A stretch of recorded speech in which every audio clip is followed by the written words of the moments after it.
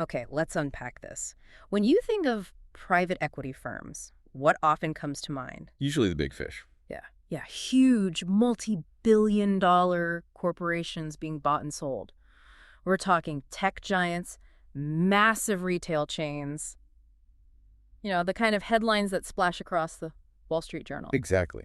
The household names. But what if I told you there's a rapidly growing, incredibly lucrative trend, well, maybe not secret, but less talked about, where private equity isn't just buying the big franchisor brands themselves, hmm they're actually investing directly into franchisees. Ah, okay. Interesting. Yes, you heard that right. The people operating the individual units, or more accurately, groups of them. It's about building an enterprise from the ground up, one that you could potentially own And scale. and scale into a highly attractive asset. And look, this isn't just some abstract idea. We saw a really significant transaction just this past July. Boxwood Partners brought it to market. Right, I saw that. The residential services one. That's the one. A multi-brand group, all franchisees, sold to prospect partners. And that really highlights the shift we're talking about. Absolutely. And let me tell you, that wasn't an isolated incident. Firms like Franchise Equity Partners and, well, plenty of others, they've made similar acquisitions. It's becoming a known strategy now. So our mission for this deep dive is to understand the specific playbook. How do you build a franchise business that private equity firms actually want to acquire? hmm We're going to break down how you could potentially build such a valuable asset, not over decades, but maybe in as little as, say, 5 years. Yeah, that timeline is achievable, surprisingly so, for many people. What's truly fascinating here is precisely that shift in focus you mentioned. It's no longer just about the big franchise or brand itself. Right. It's about the well-structured, scalable platforms being built by, well, savvy operators within those brands. Operators who get the system. Exactly. This isn't a one-off deal. It's a rapidly accelerating pattern. Private equity is actively looking for these specific types of platforms, these well-oiled machines that are proving their unit economics and showing clear paths to expansion, often flying right beneath the radar of the average investor, frankly. And the why is pretty straightforward. Oh, absolutely. PE sees immense potential for scaling these established franchise operations. They're finding that the real innovation, the operational efficiency, it often lies in consolidating these successful regional networks. So they buy the network someone else built. Precisely. Yeah. And like you said, this isn't theoretical. The path we're going to explore today, it's built directly on actual recent sales, Like the Boxwood deal. like the Boxwood deal and others. Proven outcomes. It shows a very clear and actionable way forward for those ready to make this leap. It's kind of counterintuitive for a lot of people. When they think of attracting private equity, they imagine needing to be, I don't know, a master deal maker or have some complex financial background. Right, that's the common perception. But what you're suggesting is that PE actually wants operators, people who can build something solid, not just acquire stuff. That's it. The deal making, then, it sort of comes to you if you build your business the right way. Precisely. Yeah. Let's dig into that Boxwood Partners deal a bit more because it illustrates this perfectly. Okay. It wasn't just a single franchise location being sold off. What made it so appealing to prospect partners was that it was a roll-up of several established franchisees. A roll-up. So multiple businesses combined. Yeah, multiple neighborly brands, electricians, HVAC companies, you name it, all brought together under one efficient operational roof. Okay. The key wasn't just that they were good at, fixing air conditioners or wiring homes. The technical skill. Right. It was that the owners had built what amounted to a regional powerhouse. It had significant operational leverage and scalability. Leverage and scalability. Those are the magic words for PE. Always. This wasn't just a collection of successful businesses. It was a highly optimized, seamlessly integrated system, Right. ready for bigger things. And this brings us right to the core insight. Private equity isn't buying just any franchisee. They're looking for something very specific, something that operates like a finely tuned engine. So connecting this to the bigger picture, private equity doesn't want fragmented, messy operations that need a complete overhaul. That sounds like too much work for them. Exactly. Too much risk, too much time. They seek what are often called platforms, businesses that have their fundamentals so tightly managed, they can be replicated and scaled rapidly. These are the operations that truly hum. Okay, and the savvy operators you mentioned. They're the ones who understand how to scale, how to transition successfully from, say, 1 unit to 5, then maybe to 10. That's a big jump. It is. And they do it by integrating all their systems, their people, their processes, and crucially, their profits into something that really runs itself or close to it. And look, we've seen this exact pattern unfold across a surprising range of sectors. Like what? Think about garage doors or senior services, Yeah. pet care franchises, even things like mobile medical units. Huh. Very diverse. The specific industry might change, but the commonality is always there. When the operational fundamentals are tight and the vision for growth is clear and, importantly, executable, Right. private equity pays very close attention. They see an opportunity to pour capital into a proven model and watch it multiply because the heavy lifting, the operational groundwork has already been done. That makes perfect sense. So for someone listening, maybe they're standing at the edge of a major career change, looking to build something substantial. Where do they even begin to develop that kind of operational leverage that attracts this level of interest? Yeah, that's the key question. It all begins really with picking the right franchise model and then building it right from day one. Not just any franchise, then. Definitely not. This isn't about throwing darts at a board. It's a strategic decision. You need to look for several key criteria. Right. Strong margins, obviously. Resource. But also truly scalable operations and demand that isn't just present now, but is actually growing. You want that tailwind. Makes sense. What sectors are hot right now for this? Well, consider sectors like home services. Mhm. They are just exploding right now. It's a fragmented market. Consumers crave convenience. Absolutely. Getting someone reliable is tough. It is. And healthcare-related services are not slowing down. Mm-hmm. If anything, demand is intensifying with an aging population. Mm-hmm. People consistently want convenience, reliability, and trust, especially in these essential services. Okay. So when you find a brand that consistently delivers on those promises, your strategic advantage is huge. And here's a critical tip. Yeah. When you enter this space, you often want to try and secure multi-unit or multi-territory rights right from day one. Get the bigger footprint up front. That's your beachhead. It's the foundation for your future multi-unit enterprise. Don't just think 1 unit.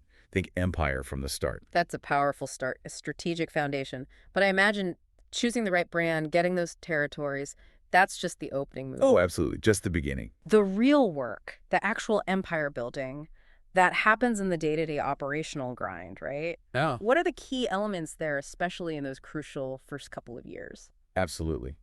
You've got to build it right from day one, meticulously. That means tracking your numbers. And not just your basic P&L statement. Going deeper. Much deeper. You need to know your unit economics inside and out. Understand your labor cost for every single service you offer, your customer acquisition cost, your CAC for every new client, and your retention rate. How sticky are your customers? Exactly. How effectively are you keeping them coming back?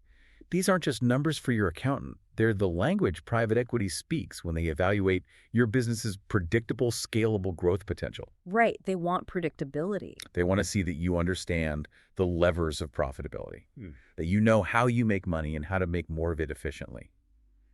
And beyond just knowing the numbers, you need to be proactive. Yeah. Automate what you can. Implement repeatable systems for everything, from sales calls to service delivery checklists to invoicing. Consistency is key. This is where, frankly, a lot of entrepreneurs mess up. How so? They grow, but it's messy. It's chaotic. I remember one client, great guy, built a decent business, but he tried to DIY his systems for way too long, relied on spreadsheets scattered everywhere, individual heroics from key staff. Sounds stressful. It was, and when it came time to potentially sell, their books were just a nightmare for PE to even understand, let alone value properly. Ouch. Yeah. They essentially built a successful business, but it wasn't a sellable business because it lacked clean, auditable, repeatable systems. Private equity doesn't pay top dollar for messy. Remember that. Okay. Clean, efficient, replicable. They pay for clean, efficient, and replicable operations that they can easily plug their own capital into and scale without major headaches. This disciplined approach in years 1 and 2, it's absolutely non-negotiable. That's a powerful lesson right there. Build it clean from the start. Okay, so the foundation has to be rock solid. Now, let's picture this. It's year 2, maybe early year 3. You've got 3, maybe 4 units under your belt. Mm-hmm. Things are humming? Yeah, they're performing well, hitting those key metrics you talked about. You know your market inside and out. You're hiring smarter, attracting better talent, your team's getting more efficient. You're learning, refining. Right. You're leaning into community engagement, maybe sponsoring local teams, whatever. Your brand is starting to be known as the go-to in your region. Building that local reputation. Crucial. This is where you double down, right? Transition into the next crucial phase of expansion. This is exactly where you truly start to build a platform, not just, a collection of successful businesses. Okay, the platform concept again. Yes. You aggressively expand your footprint, maybe adding more units within your existing territories, or securing rights to adjacent new ones. Organic growth. Organic growth, yes. But also, this is a key strategic move. You might even look to acquire another single-unit franchisee in your area, maybe someone who's struggling a bit, or perhaps just ready to retire or exit. And you can plug them into your system. And fold them into your superior system. Suddenly, you're not just growing organically, you're consolidating, you're building that network effect, gaining efficiencies of scale that a single operator can only dream of. Like centralized marketing. Exactly. Imagine centralizing your marketing efforts across 5, 10, even 15 locations. Your ad spend becomes far more efficient. Your cost per lead drops. By the third or fourth year, the goal is you've professionalized the entire operation. Moving beyond just being the owner-operator. Way beyond.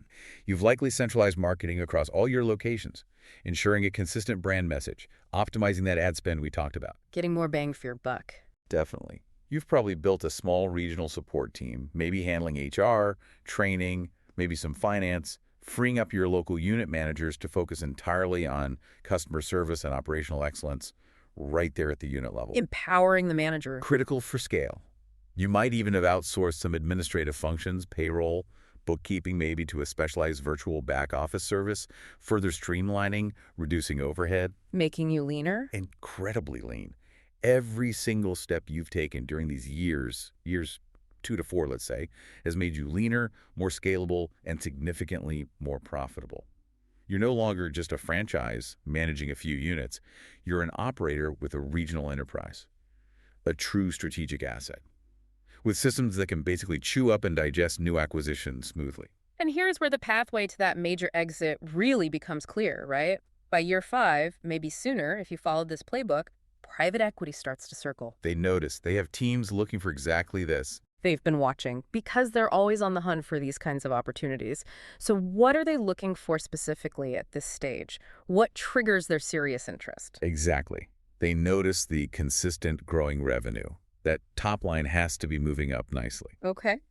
They see the healthy EBITDA, that's earnings before interest, taxes, depreciation, and amortization. The core profitability metric. Right. It gives a clear picture of your business's core operational profitability, stripping out financing decisions or non-cash stuff like depreciation.